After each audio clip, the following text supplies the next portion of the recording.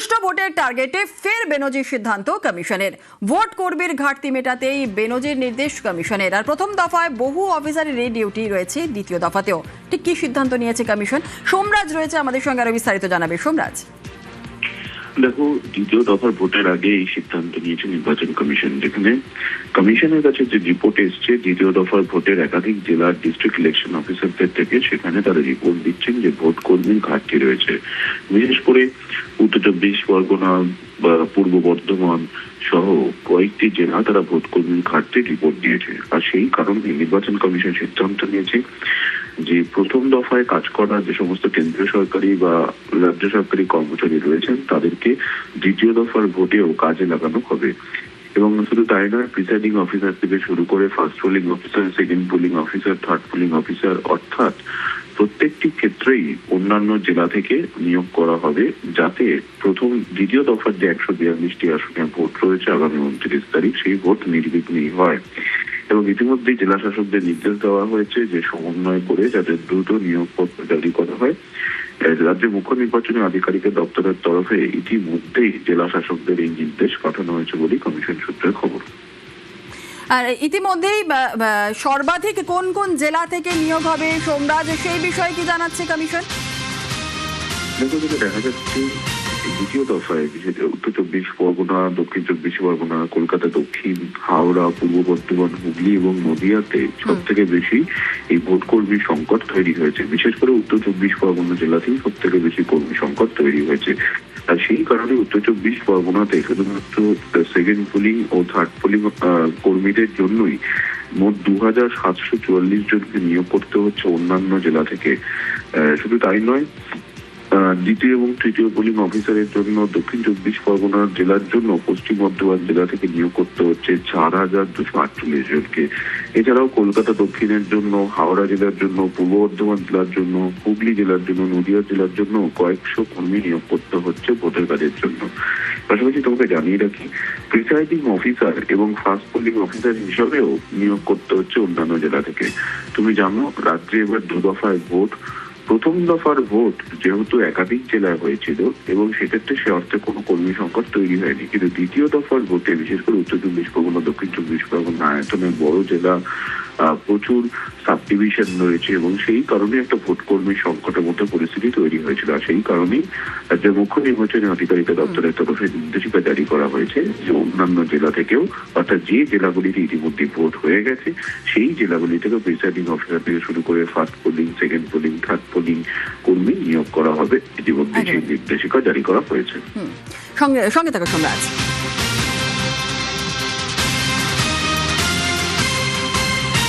আর কমিশনের নজরে শহরের বহুতলের ভোটারদের নিরাপত্তায় বাড়তি নজর। ঠিক কি নজর দেওয়া হচ্ছে বহুতলের ভোটারদের জন্য?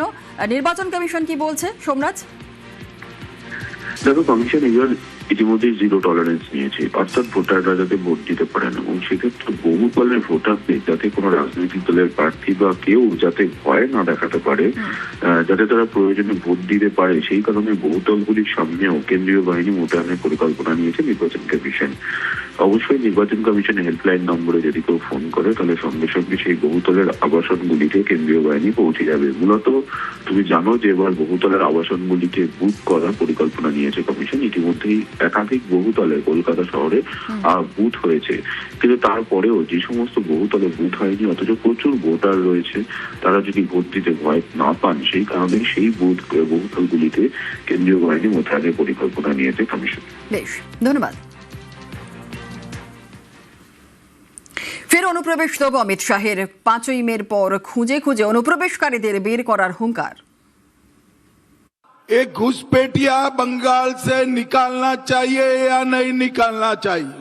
एक घुसपैठिया हमारे युवाओं की नौकरी खा रहा है, एक घुसपैठिया हमारे गरीबों का राशन खा रहा है, और दीदी और भाईपो वोट बैंक के लिए एक घुसपैठिए को घुसाते हैं।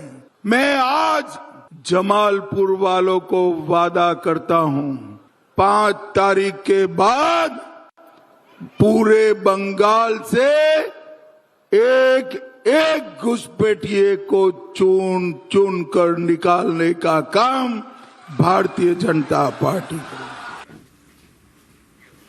ভোটের আগে ডায়মন্ড হারবার পুলিশে বেনজির কোপ 5 পুলিশ অফিসারকে সাসপেন্ড করলো নির্বাচন কমিশন। আর এই নিয়ে শেষ দফার ভোটের আগে হাওয়া গরম।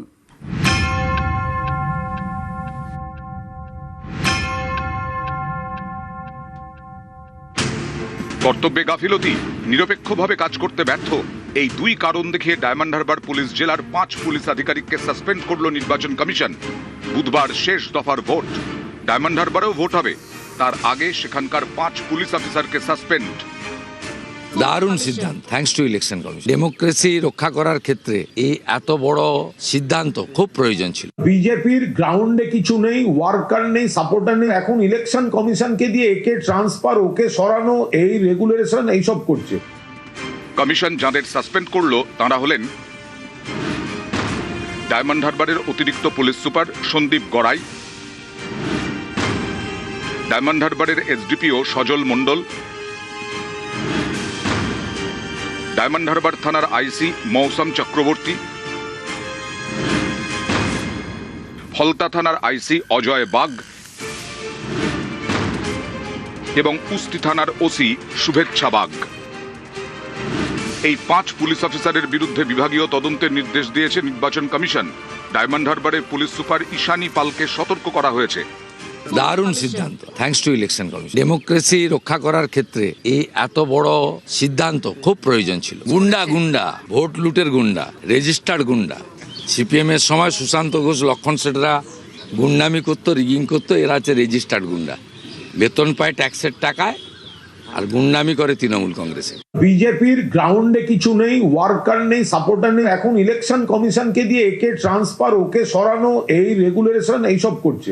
যত লিডার, এই হোম মিনিস্টার, প্রাইম মিনিস্টার, বিজেপির দুনিয়ার চিফ মিনিস্টার, যারা ডেলি প্যাসেঞ্জারি করার টিকিট কাটছেন, তাদের আমরা একদিনই রিটার্ন টিকিটটা কেটে দেবো, সেটা 4 তারিখ দুপুরের পর। বাংলায় আসার আর ইচ্ছা থাকবে না। কয়েকদিন আগে চাঞ্চল্যকর অভিযোগ করে তৃণমূল। মগরাহাট পশ্চিমের বিজেপি প্রার্থী গৌর সুন্দর ঘোষ 22 এপ্রিল তৃণমূল দাবি করে এই বিজেপি প্রার্থীর সঙ্গে হোটেলে গোপনে বৈঠক করেন ডায়মন্ড হারবারের পুলিশ অবজারভার পুরুষোত্তম দাস। এই নির্বাচন কমিশন তাদের অবজারভাররা যাদের পাঠিয়েছেন তারা চূড়ান্ত পক্ষপাত দুষ্ট, বিজেপির হয়ে দলদাসের মতো কেউ কেউ আচরণ করছেন। ডায়মন্ড হারবার বিধানসভা কেন্দ্র 143 police observer পারমা Smith Purushottam Das থাকার কথা আইপিএস মেসে সরকারি আবাসনে ব্যবস্থা করা হয়েছে। তিনি গিয়ে সাগরিকা হোটেলে 208 নম্বর ঘরে গিয়ে উঠেছেন। 142 মগরাহাট পশ্চিম বিধানসভা কেন্দ্রের বিজেপি প্রার্থী গৌর ঘোষের সঙ্গে ব্যক্তিগত বৈঠক করছেন। সেখানে দেখা যাচ্ছে বিজেপির প্রার্থী, বিজেপির এজেন্ট, তারা পুলিশ অফিসারের অবজারভারের সঙ্গে মিটিং করতে আসছে। তিনি সব গোপনে চুপি চুপি মিটিং করছেন কেন? বিজেপি এই সব মিটিং এর সময় সুযোগ নিয়ে তৃণমূল কংগ্রেসের যারা দক্ষ বুথ এজেন্ট, যারা সংগঠক, তাদের সব নাম দিয়ে দিচ্ছে যে এদেরকে হ্যারাস করতে হবে, এদেরকে ভোটের আগে অ্যারেস্ট করে ডিটেইন করে রাখতে হবে। ওইসব ভিডিওকে আমরা কোনো মান্যতা দিচ্ছি না। পশ্চিমবঙ্গের বাঙালির ওসব ভিডিও, অডিও, লেখা, পড়া, বিজ্ঞপ্তি এ নিয়ে কোনো মাথা ব্যথা নেই। 26-এর নির্বাচন তৃণমূলের বিসর্জন। ডায়মন্ড হারবারের পুলিশ অবজারভার পদ থেকে পুরুষোত্তম দাসকে সরানোর দাবিতে শুক্রবার কলকাতা হাইকোর্টে মামলা করে তৃণমূল। তাদের এখন দাবি এই পুলিশ অবজারভারের সুপারিশেই ডায়মন্ড হারবার পুলিশ জেলার 5 জন অফিসারকে সাসপেন্ড করেছে কমিশন। এই যে পার্টিকুলার পুলিশ অবজারভার পুরুষোত্তম বাবু তো চোরের মতো বিজেপির প্রার্থীদের সাথে আলাদা করে দেখা করেছেন, কনফারেন্স রুমে আলাদা করে মিটিং করেছেন বিজেপির প্রার্থীদের সাথে। অভিষেক বন্দ্যোপাধ্যায়ের যে র্যালি হয়েছে তাতে যে জনসুনামি হয়েছে, সেই সুনামিকে আটকানোর জন্য নির্দেশ দিয়েছিল পুলিশ প্রশাসনকে। কিন্তু মানুষের স্বতঃস্ফূর্ত আবেগকে কি আটকানো যায়? এই র্যালিতে যখন জনবিস্ফোরণ ঘটেছে তারপরে নিজের মাথা পাগল হয়ে গিয়েছে, কারণ ওকে তোর মালিকদের কাছে জবাবদিহি করতে হবে। বলির পাঁঠা করা হলো থানার আইসিদের, ওসিদের এবং ডায়মন্ড হারবার কমিশনারেটের বিভিন্ন আধিকারিকদের। পুলিশ অবজারভারের কোনো বদল হলো না। নির্বাচন কমিশন যদি কৃতদাস কমিশন হয়ে থাকে তাহলে যেটা হওয়ার এক্ষেত্রে সেটাই হলো। ওইসব ভিডিওকে আমরা কোনো মান্যতা দিচ্ছি না। পশ্চিমবঙ্গের বাঙালির ওসব ভিডিও, অডিও, লেখা, পড়া, বিজ্ঞপ্তি এ নিয়ে কোনো মাথা ব্যথা নেই। 26-এর নির্বাচন তৃণমূলের বিসর্জন। নিউজ 18 বাংলা।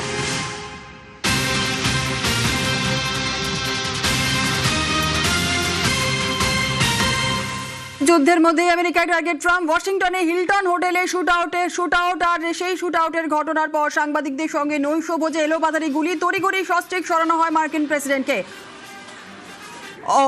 এই মুহূর্তে সরাসরি মার্কিন প্রেসিডেন্ট ডোনাল্ড ট্রাম্প তিনি সাংবাদিকদের মুখোমুখি হয়েছেন। প্রেস মিটে সরাসরি চোখ রাখবো। Words, and we're going to have cash, and then you're going to go on. We can ask. I guess we can take a couple of questions. I want to thank the First Lady for that was a rather traumatic experience for her. There was a lot of action taking place up there very quickly, but again, the response time was really incredible. And we're going to reschedule. We're going to do it again. We're not going to let anybody take over our society. We're not going to cancel things out because we can't do that. We wanted to stay tonight. I will tell you, I fought like hell to stay, but it was protocol. They said, "Please, sir," because they didn't know there was a lot of action going on, and they didn't know could there be probably a lone shooter, but we'll find out. We'll find out very quickly. They have it very well under control. So I want to thank everybody very much. And Todd Blanche, please. Thank you very much, Mr. President. প্রশংসা Donald ট্রাম্পের। সম্ভবত একজনই আততায়ী ছিল এমনটাই জানালেন তিনি।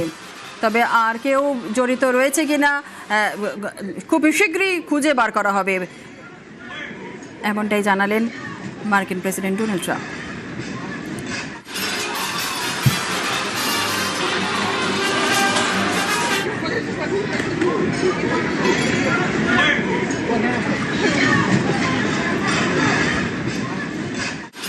ভোটের বাংলায় বহিরাগত আনার অভিযোগ, মমতার নিশানায় বিজেপি।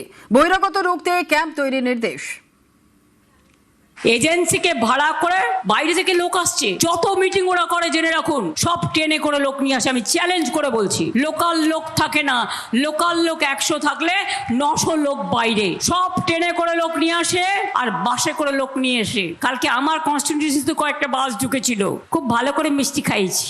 কল্যাণকে আমি যেটা বলবো, বিষ্ণুপুর বাঁকুড়াকে কাজে লাগিয়ে বলো বর্জ্যের ওদিকটা ক্যাম্প করবে, ভবদিঘি ওখানে ক্যাম্প করবে 2-3টে, যাতে বাইরের গুন্ডারা ঢুকতে না পারে। যত হোটেল আছে, যত গেস্ট হাউস আছে, যত ধর্মের জায়গাগুলো আছে, এরা কিন্তু গেরুয়া কিনে গেরুয়া পড়ছে, আসল সাধু এরা নয়।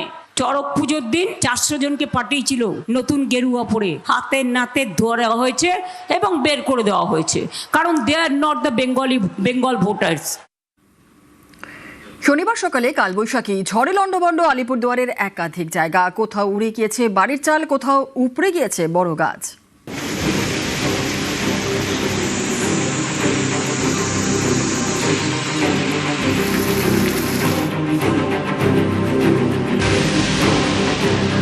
সকালবেলা ঝড়টা আসছে, গাছটা পড়ে ভেঙে গেছে, ঘরের ভিতরে ছিলাম, ফুটা দিয়ে তারপরে বের হলাম।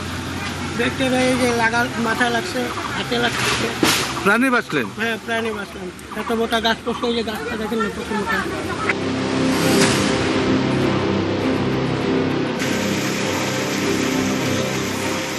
শনিবার সকালে 8 ঘন্টার ঝড়। কালবৈশাখীতে লণ্ডভণ্ড আলিপুরদুয়ারের একাধিক জায়গা। শনিবার সকাল 7টা থেকে কালবৈশাখীর তাণ্ডব। 8 ঘন্টা ধরে চলে ঝড় শিলাবৃষ্টি। কোথাও উড়ে গেছে বাড়ির চাল, কোথাও উপড়ে গেছে বড় বড় গাছ, গাছ পড়ে বন্ধ রাস্তা।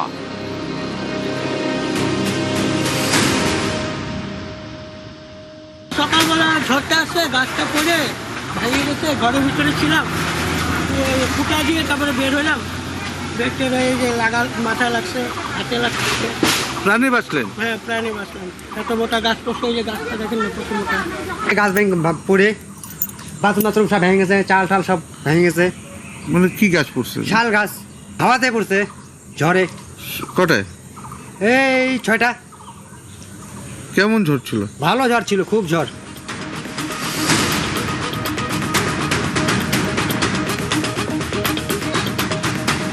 আলিপুরদুয়ারের চিলাপাতা, এখানে 21 এপ্রিল অর্থাৎ গত মঙ্গলবার ঝড় বৃষ্টি হয়। অভিযোগ, তারপর থেকে এখানে কারেন্ট নেই। শনিবার বিদ্যুতের দাবিতে রাস্তা অবরোধ করেন স্থানীয়রা। আমাদের এখানে 4 দিন থেকে কারেন্ট নেই, সব অন্ধকারে আছি। হাতির এলাকা, সন্ধ্যা হলে হাতি বের হয় 10-15-20টা করে, তাতে কত উৎপাত হয়। তার জন্য আজকে এখানে সবাই খেপে গিয়ে আজকে এখানে পদঅবরোধ করছে।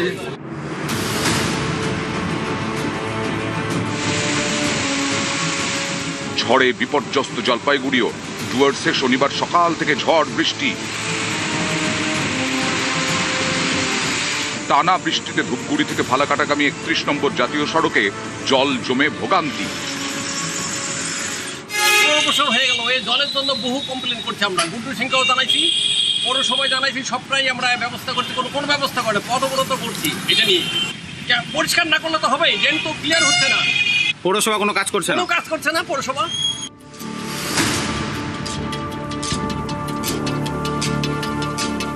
29 এপ্রিল বুধবার দক্ষিণবঙ্গের 7 জেলায় দ্বিতীয় তথা শেষ দফার ভোট। তার আগে পারদ পতন, টানা বৃষ্টিতে কমবে গরম।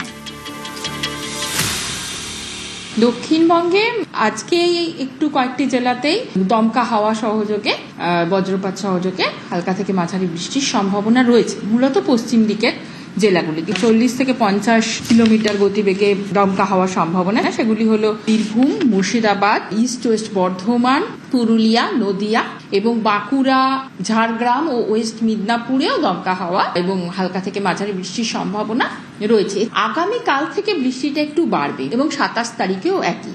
28 তারিখে একটু কমার সম্ভাবনা বৃষ্টিটা, আবার 29 তারিখে গিয়ে বৃষ্টির সম্ভাবনা থাকছে। এর ফলে টেম্পারেচারটাও আস্তে আস্তে 3 থেকে 4 ডিগ্রি কমে আসবে।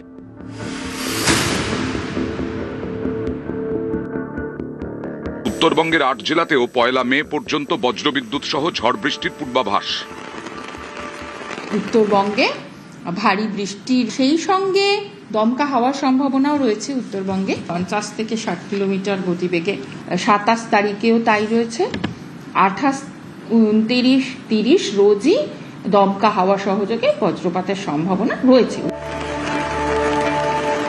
নিউজ 18 বাংলা।